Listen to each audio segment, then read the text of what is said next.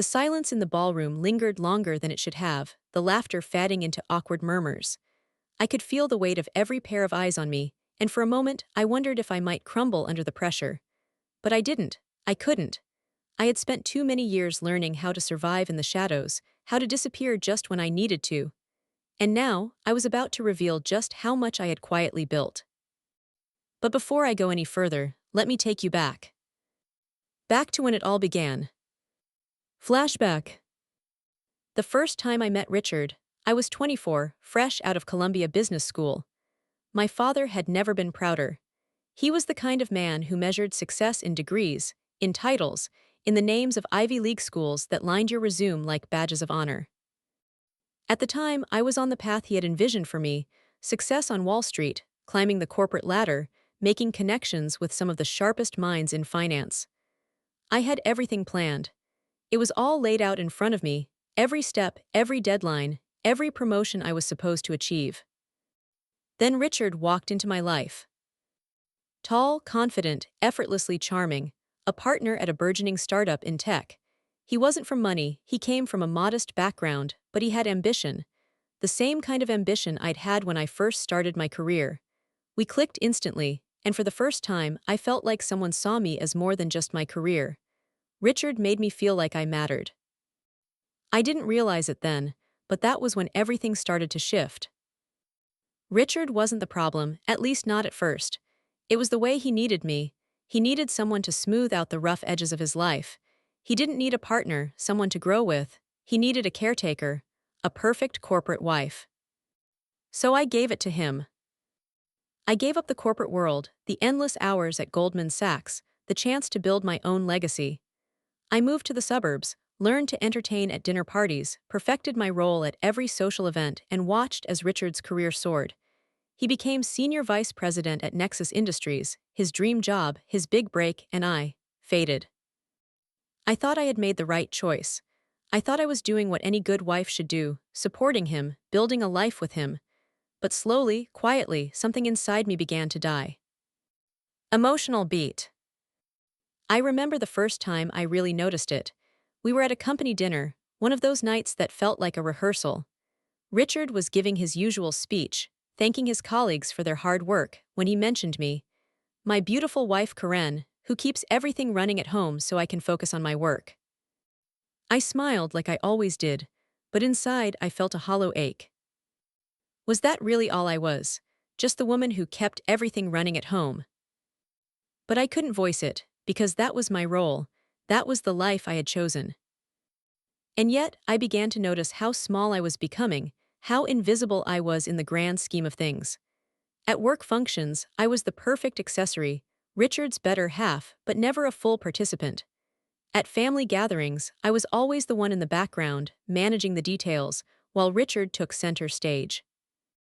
One afternoon, while I was flipping through a magazine at home, I found myself staring at an old article from my Columbia days. It was a profile of one of my former classmates, now a top analyst at Goldman Sachs. I hadn't seen him in years, but there he was, featured in an article about his impressive rise in the finance world. And there I was, still in Westchester, still wearing pearls and smiling at dinner parties. My phone buzzed, pulling me from my thoughts. It was Victoria, my attorney. The quarterly reports came in. Your portfolio exceeded projections by 47%. You now control enough shares to replace the entire board if needed. I read the words, my pulse quickening. I had always known that I controlled a stake in Nexus Industries, but this was something different. This was real power. I had been playing a game with everyone, Richard, Marcus, his colleagues. They thought I was just the perfect wife, someone to host the dinners, organize the events, and smile at the right moments. They had no idea what I had been quietly building in the background. Key reveal.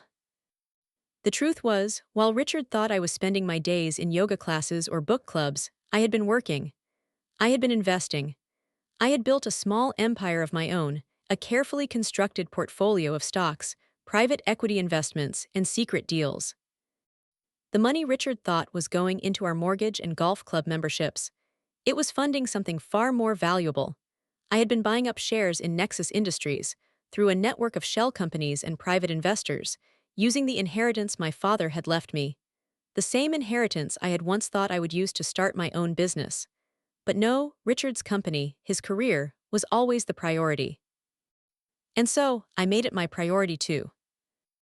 I bought Nexus shares, not just for me, but for the future.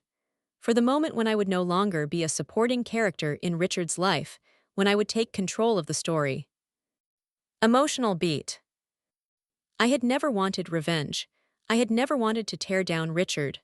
But the more I built in secret, the more I realized that the world I had so willingly stepped into was never going to give me credit. I would always be the invisible woman behind Richard's success. I remember the night I first felt the desire to expose everything. It was a company dinner, similar to the one where I would later reveal the truth to Marcus. Richard had spent the entire evening laughing with his colleagues, sharing stories of their business conquests while I sat silently at the table, my role clear. And then Marcus made his joke.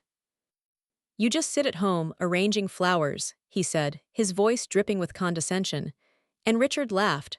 Richard, the man I had spent 22 years supporting, laughed. It was the moment I realized I could no longer stay silent. I had been arranging flowers for far too long, while everyone around me enjoyed the fruits of my labor. And so, I began the final phase of my plan. I hired an attorney to begin auditing Nexus Industries.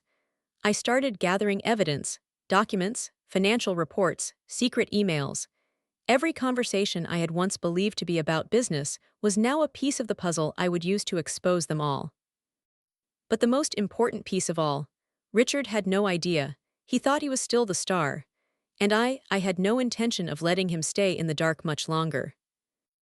Would I truly be able to tear down the empire that Richard and I had built together, without losing myself in the process? The night of the dinner had finally arrived, and the anticipation in my chest felt like a heavy stone, pressing down with every passing minute. I stood in front of the mirror, adjusting my black dress, the one Richard had picked out for me. He said it was appropriate for the occasion. The word stuck in my throat as I pulled the fabric taut against my body. I was done with appropriate. Tonight, I would be anything but. Richard was already in the car, tapping away at his phone as if I hadn't spent the last week slowly unraveling the very foundation of the life we'd built. He didn't know what I had planned. He didn't know that tonight, everything would change. I had spent decades in the background, in the shadows, always playing the role of the perfect wife. But the truth was, I wasn't just supporting him anymore. I had built something of my own, something bigger than he could ever have imagined. I had taken control, and now I was going to take my place in the spotlight.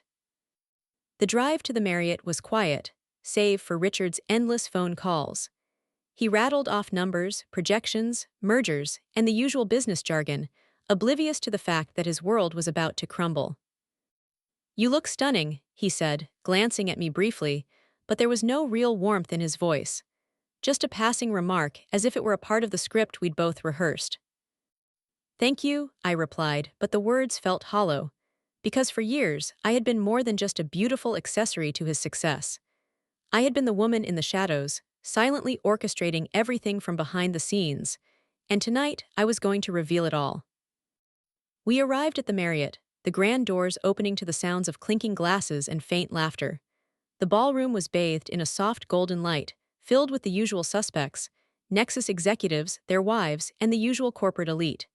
The air was thick with the scent of expensive perfumes, the clatter of silverware against fine china. But for the first time, I didn't feel out of place. I took my usual seat at the third table from the window, just close enough to appear involved, but far enough to remain invisible.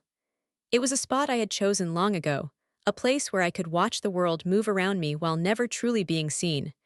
But tonight, I wasn't going to be invisible anymore. Richard wandered off to mingle, as expected.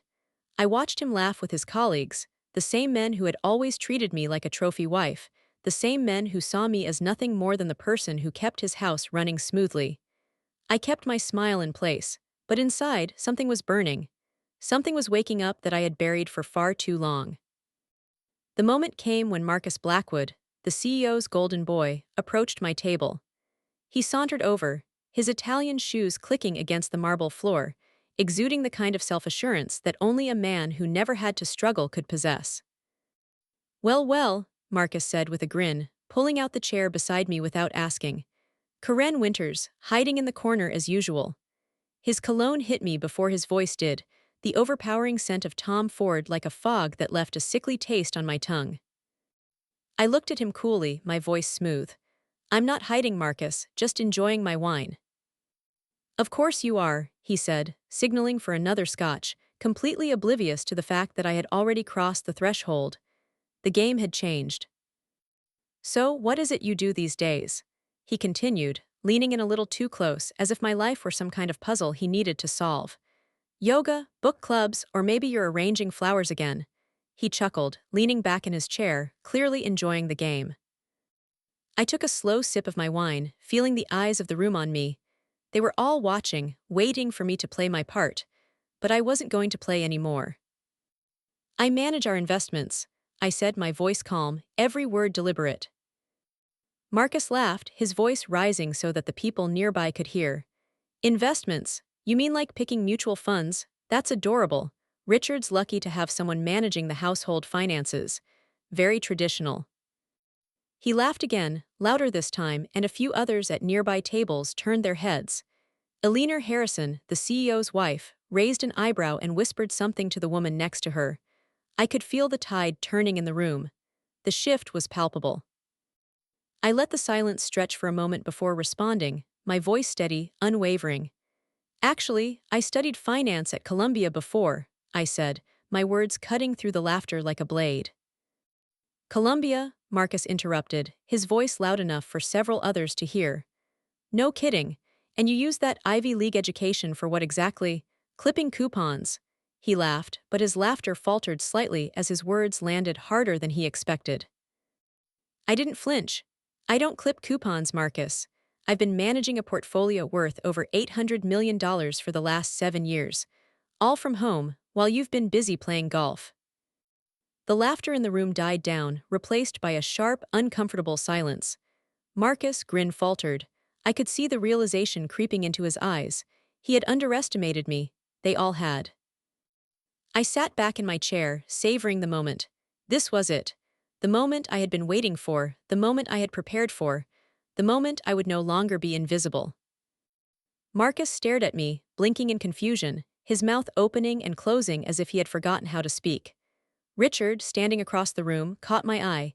He was still laughing, but the laughter was different now. Nervous, unsure. For the first time in 22 years, I saw him for what he really was. The man who had always treated me like an afterthought, the man who had laughed at me when I was called a loser. He was now watching me with the same stunned disbelief as everyone else. And in that moment, something inside me snapped. The years of sacrifice, of being overlooked, of being told I wasn't enough, they all melted away, replaced by a new, unshakable certainty. I was done playing the role. I stood slowly, my movements deliberate. I felt the eyes of the room on me, but this time it didn't matter. Marcus, I said, my voice ringing out across the ballroom. You're right, I am a loser. A loser who owns 67% of your company. There was a moment of pure silence, a heavy stillness that seemed to hang in the air, thick and suffocating. The laughter died completely, replaced by a sharp intake of breath. Marcus' face went pale. Richard dropped his glass. The shock in their faces was almost too much to bear. They hadn't seen this coming. None of them had. I looked around the room, at the men who had laughed at me, the wives who had whispered about me behind my back. And for the first time in years, I didn't feel small. I didn't feel invisible. I felt powerful. But the game was far from over. The real question was, what would I do with this power? The room was silent. The weight of my words hung in the air, and Marcus' lips trembled as he tried to find his voice. Richard was standing, his face a mix of confusion and fear. But the real question remained, what would happen next? The moment I uttered those words, I own 67% of your company, the room went cold.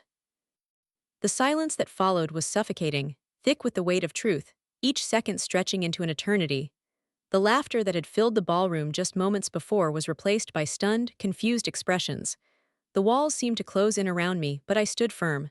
I felt something stir inside me, something I hadn't felt in years.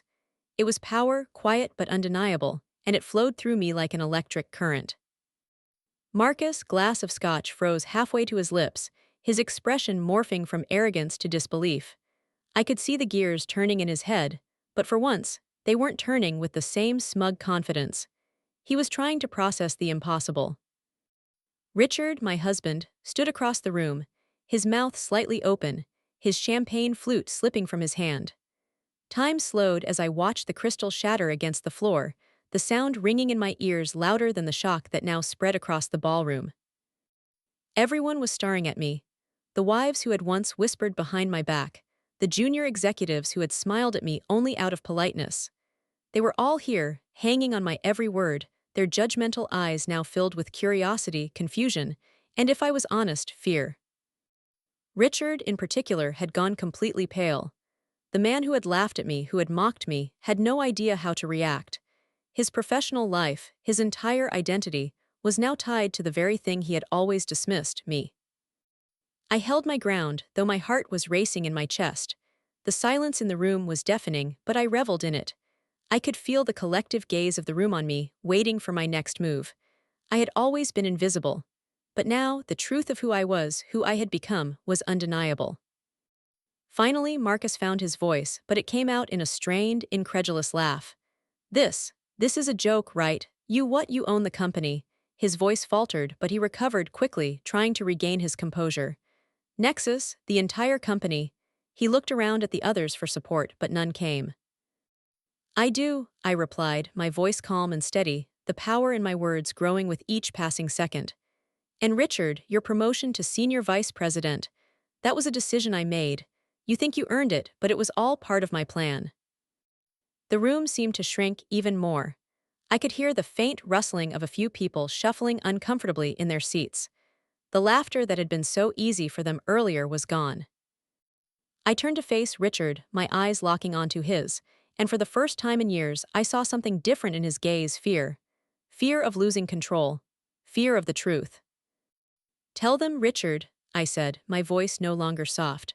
Tell them how the Singapore merger wasn't your brilliant idea. Tell them how it was all orchestrated by me. How Greystone Capital, the firm I built, was the one that laid out Nexus Industries. How I've been running things from behind the scenes while you've been playing the part of the corporate savior. Richard's face was the color of ash now. He opened his mouth, but no words came out. For the first time in our marriage, I didn't need him to protect me. I didn't need his approval. For 22 years, I had been the perfect wife, silently supporting his career, playing the role of the devoted spouse. But none of it had been enough. All those years of giving up my dreams for him, of standing by while he took the spotlight, had left me hollow.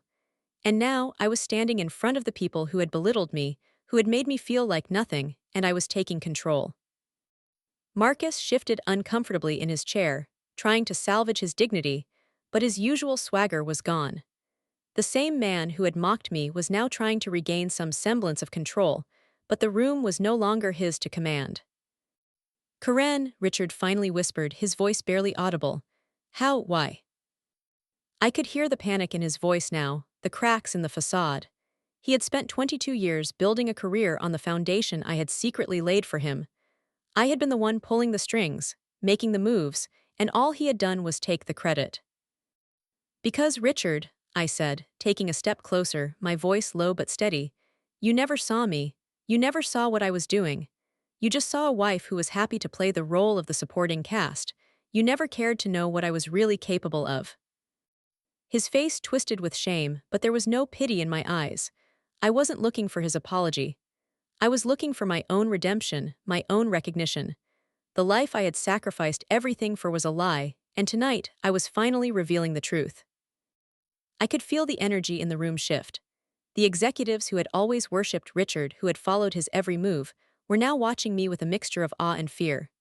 The women, who had once whispered behind my back, now stared at me with uncertainty. The corporate wives, once so quick to judge me, were now unsure of their own standing. They had all been part of the system that had erased me for so long, but now I was here, standing tall, showing them the truth. I turned back to Marcus. You want to know how it feels to be a loser, Marcus? I asked, my voice cutting through the tension like a knife. It feels like sitting here, knowing that the woman you mocked owns everything you've worked for, and tomorrow, when the board meets, I'll have full control of Nexus Industries. The silence was deafening. Marcus' eyes were wide with realization. He had no idea who I was. He had no idea how deep the rabbit hole went. I've been working for 7 years, building this empire while you all thought I was just playing the role of the perfect wife, I continued. Now, it's time for you to realize that the game has changed. Richard's eyes filled with panic, and I saw the realization hit him as well. He had never truly known me, never known the woman I had become, but he would now. I'm calling a meeting with the board tomorrow, I said, turning to face the room.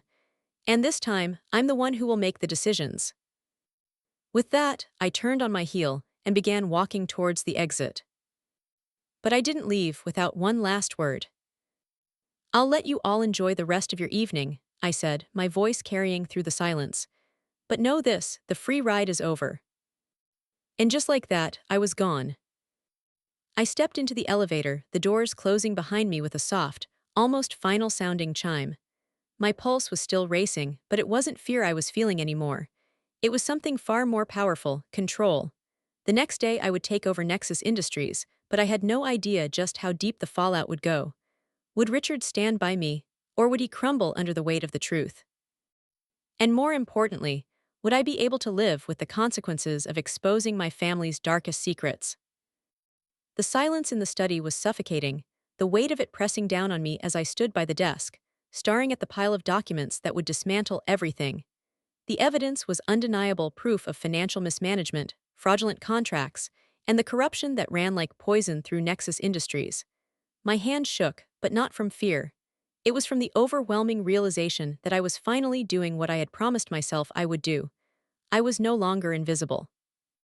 And now, there was no turning back. But as the truth settled in, another thought began to creep into my mind, something far more complicated. What would this destruction mean for my family? For Richard, for me, could I still call him my partner after everything that had happened? And what about Melissa, our daughter, who had watched us from the sidelines all these years, never fully understanding the price I had paid for this life? I heard the soft click of the study door behind me. I turned, expecting Richard, but it wasn't him. It was Victoria Lawson, my attorney, her face calm but her eyes sharp with determination. She had been my ally through this entire process, the only one who knew the full extent of my plan. We've got the evidence, she said, her voice steady as always. The audit's complete, Karen. Every bit of it, it's airtight. We can take it all down.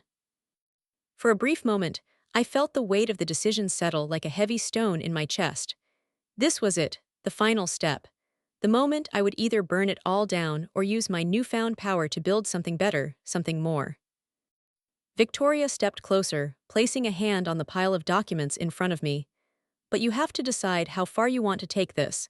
You could destroy Richard, Marcus, James, everyone. They'd be ruined, and Nexus would be left in shambles. The words hung in the air like a warning. I had the power to do it, to ruin everything they had worked for, to destroy their lives just as they had destroyed mine. The temptation was there, sharp and satisfying, like the taste of cold revenge. But I wasn't sure anymore.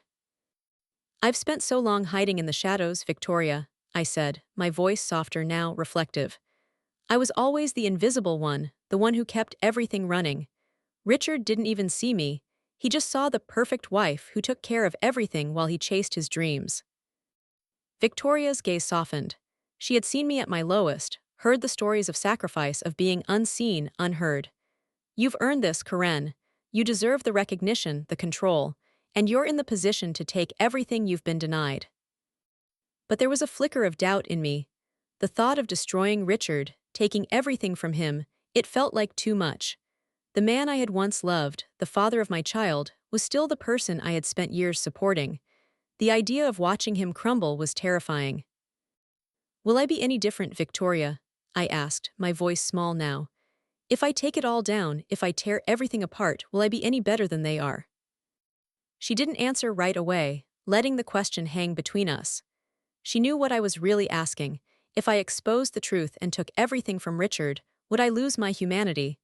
Would I become just another villain in a world that had already been cruel enough to me? The answer wasn't simple, but there was something else in her eyes, something that spoke of more than just legality, something that felt personal, even intimate. I'm not going to tell you what to do, she finally said. But think about the long term. What's going to make you feel whole? Revenge or the chance to create something that's truly yours? I thought of the empire I had quietly built, the investments, the hidden portfolio, the shares in Nexus that no one knew about. It was mine. It always had been. And now I had the chance to reshape everything. But could I do it without sacrificing myself in the process? Could I reclaim my power and build something better from the ashes of what Richard and his colleagues had destroyed? Before I could say another word, I heard a soft knock on the door. Richard. I could tell by the way he hesitated, as if he were waiting for permission to enter. I let out a slow breath, steadying myself. Karen, his voice cracked when he spoke. We need to talk. I know I've messed up, I know I've hurt you, but you don't have to do this. I turned slowly, my heart beating louder than his words. He had that look in his eyes, the same one I had seen in our early years together, when he was pleading, trying to make everything right again. But it wasn't the same. He wasn't the man I had once loved. Not anymore. He was just another part of the system that had kept me invisible. No, Richard, I said, my voice unwavering. It's too late for that. He stepped further into the room, his hands trembling, the desperation in his eyes undeniable. I didn't know you were doing all this. I never saw it. But Karen, I'm begging you, don't destroy everything. Don't take everything I've worked for. The words stung. They were the same words he had said when he came home late, when he apologized for missing anniversaries, birthdays, everything that mattered. The difference now was that there was nothing to go back to. He had had his chance to see me, to know who I was, and he had failed. I've spent my whole life making your dreams come true, Richard, I said, my voice barely above a whisper. And now you want me to protect your empire, the empire I built in the shadows, the one you've always taken credit for. No, this is my turn now. I am not going to lose myself for you again. His face crumpled, and for a moment I saw something in his eyes that I hadn't seen in years, genuine regret. But it wasn't enough. Not anymore. I've already made my choice, I continued, my voice stronger now. Tomorrow, I take control, I make the decisions, and you will have no part in it, not unless you can prove you can be the man you never were for me. Richard stood there, speechless, the weight of my words sinking in. I knew he was lost. I knew this would destroy him, but I also knew that I couldn't undo what had been done. The years of silence, of sacrifice, of being invisible, they had led to this moment. You'll regret this, he muttered, the anger creeping into his voice, but there was no conviction behind it. The words felt hollow. His fight had gone out of him. I've already regretted enough, I said quietly. Now it's time for you to face the consequences of what you've done. As he turned to leave, I felt a strange sense of finality settle in. There was no going back now. Richard would never understand, and I wasn't sure I cared anymore. The door closed softly behind him, and I stood there, feeling like a stranger in my own home. The weight of the decision I had just made pressed heavily on me. Tomorrow, the board meeting would take place. Tomorrow, I would have the power to reshape everything. But the question still lingered. What kind of person would I become when it was all over? Could I really rebuild Nexus, or would I destroy everything I had ever known in the process? The day after I exposed everything, the world felt heavier. The burden of what I had done weighed on me, yet there was a part of me that felt lighter, freer. I had taken control of my life in a way I hadn't thought possible just days before.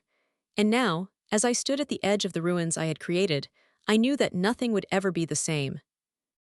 The board meeting was set for 9:00 a.m. I had already prepared myself. There was no turning back now. The floodgates were open, and all the evidence, the audits, the documents, the emails would be laid bare. What would it mean for Richard? What would it mean for Nexus?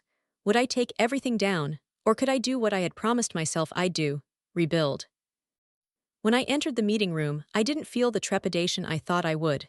Instead, I felt something I hadn't felt in years, control. I owned this room now. The executives, the board members, they all knew it, and they were afraid. Karen, Victoria greeted me with a calm but knowing smile as I entered. Her eyes flashed with something akin to pride. Ready. I nodded, but I couldn't help the small flutter of nerves that stirred inside me. This was it, the moment of reckoning. But I wasn't just here to destroy. I was here to change things. To take back what had been taken from me and rebuild a system that was fair. The room fell silent as I took my seat at the head of the table. I felt every eye on me. The men who had spent years dismissing me, who had thought I was nothing more than Richard's shadow, were now forced to reckon with the woman who had quietly built an empire of her own. "Let's get this over with," I said, my voice firm. "Today, we're going to talk about Nexus Industries and its future. But first, we're going to talk about the past. The corruption, the fraud, the embezzlement. We're going to talk about how every decision made in this room, every promotion, every bonus, was all part of a system built on lies." I placed the documents down on the table in front of me, the thick stack of evidence that had taken months to compile. Every executive at that table had been a part of it: Marcus, James, and even Richard, who sat there, pale and quiet, unable to make eye contact with anyone. "First," I continued, "I want to talk about what I'm going to do with this company. And then, we'll talk about accountability." Richard had been silent ever since I'd walked in. His usual confidence, the sharp wit that had once charmed every boardroom, was nowhere to be found. He looked smaller now, less sure of himself. I had already won. "I'll be taking over as CEO," I said, meeting James Harrison's eyes. "And I'm instituting a full restructuring. Gone are the days of corporate elites living off the backs of underpaid employees. Gone are the days of this company being a personal piggy bank for executives. We will have a complete forensic audit of the last 7 years, and every single executive here will be held accountable for their actions." I let the words sit in the air, thick with the implications. "Karen," Richard spoke for the first time, his voice raw, almost pleading. "This isn't you, this isn't what you wanted. We built this company together, I thought we were partners." Partners? He had never seen me as a partner. He had always been the one in the spotlight, the one praised for every success, while I stood in the background, silently supporting him. For years, I had been his shadow. And now, the light was on me. I had worked for this. I had fought for this moment. "You were never my partner, Richard," I said, my voice quiet but unyielding. "You were the man I gave up my own dreams for, the man who treated me like an accessory. And now, it's time to see who I really am." Victoria stood beside me, ready to back me up if needed. "Karen has already secured the votes needed to replace the board. We have the power, and it's time for real change." The men around the table exchanged nervous glances. James opened his mouth to protest, but I cut him off before he could speak. "Enough," I said, my tone final. "You all thought I was just the housewife, didn't you? The one who was content to sit at home and play the role you assigned me. But I was always more than that. And today, you'll see what happens when you underestimate me." I looked down at the documents in front of me. The evidence was damning: fraudulent transactions, illegal bonuses, embezzlement. And it was all about to be exposed. But that wasn't the end. I had a vision for Nexus, a vision that would repair the damage that had been done. "Starting today, we're implementing new policies. Executive pay will be capped. Bonuses will be tied to performance, not personal relationships. We will invest in our employees, not in personal luxuries. And we will be transparent.